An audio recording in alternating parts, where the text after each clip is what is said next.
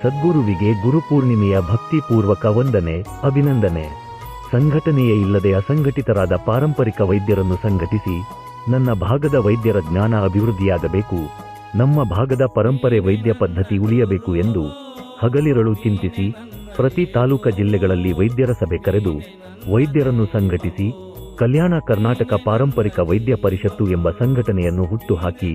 ಆ ಪರಿಷತ್ತಿಗೆ ಸೂಕ್ತವಾದ ರಾಜ್ಯಾಧ್ಯಕ್ಷ, ಪ್ರಧಾನ ಕಾರ್ಯದರ್ಶಿ, ಜಿಲ್ಲಾಧ್ಯಕ್ಷರು, ಜಿಲ್ಲಾ ಕಾರ್ಯದರ್ಶಿಗಳು, ತಾಲೂಕಾ ಅಧ್ಯಕ್ಷರುಗಳನ್ನು ನೇಮಿಸಿ ವೈದ್ಯರ ಜ್ಞಾನ ಅಭಿವೃದ್ಧಿಗೆ ವಿಶೇಷ ತರಬೇತಿಗಳನ್ನು ಆಯೋಜಿಸಿ ಪ್ರತಿ ಜಿಲ್ಲೆಯಲ್ಲಿ ಜಿಲ್ಲಾ ಸಮಾವೇಶಗಳನ್ನು ನಡೆಸಿ ಕಲ್ಯಾಣ ಕರ್ನಾಟಕ ಭಾಗದ ವೈದ್ಯರ ಬಾಳಲ್ಲಿ ಬೆಳಕನ್ನು ನೀಡಿ ಕರ್ನಾಟಕದಾದ್ಯಂತ ಎಲ್ಲಾ ವೈದ್ಯರುಗಳಿಗೆ ಪಾರಂಪರಿಕ ವೈದ್ಯ ಪದ್ಧತಿಗೆ ಸರ್ಕಾರದ ಮಾನ್ಯತೆ ದೊರೆಯಬೇಕು ಎನ್ನುವ ದೃಷ್ಟಿಕೋನವನ್ನು ಇಟ್ಟುಕೊಂಡು ಕರ್ನಾಟಕದಾದ್ಯಂತ ಹಲವಾರು ಪಾರಂಪರಿಕ ವೈದ್ಯ ಪರಿಷತ್ ಹಾಗೂ ಸಂಘಗಳನ್ನು ಒಗ್ಗೂಡಿಸಿ ಅಖಿಲ ಕರ್ನಾಟಕ ಪಾರಂಪರಿಕ ವೈದ್ಯ ಪರಿಷತ್ತು ಹಾಗೂ ಸಂಘಗಳ ಒಕ್ಕೂಟವನ್ನು ರಚಿಸಿ ಆ ಮೂಲಕ ಸರ್ಕಾರದ ಗಮನ ಸೆಳೆದು ಪಾರಂಪರಿಕ ವೈದ್ಯ ಪದ್ಧತಿಗೆ ಮಾನ್ಯತೆ ದೊರೆಯುವ ನಿಟ್ಟಿನಲ್ಲಿ ಸದಾ ವೈದ್ಯರ ಬೆನ್ನೆಲುಬಾಗಿ ನಿಂತು ಪರಿಷತ್ತಿಗೆ ಮಾರ್ಗದರ್ಶನ ನೀಡುತ್ತಿರುವ ಕಲ್ಯಾಣ ಕರ್ನಾಟಕ ಪಾರಂಪರಿಕ ವೈದ್ಯ ಪರಿಷತ್ತಿನ ಗೌರವ ಅಧ್ಯಕ್ಷರು ಹಾಗೂ ಅಖಿಲ ಕರ್ನಾಟಕ ಪಾರಂಪರಿಕ ವೈದ್ಯ ಪರಿಷತ್ ಹಾಗೂ ಸಂಘಗಳ ಒಕ್ಕೂಟದ ಗೌರವ ಅಧ್ಯಕ್ಷರು ಆಗಿರುವ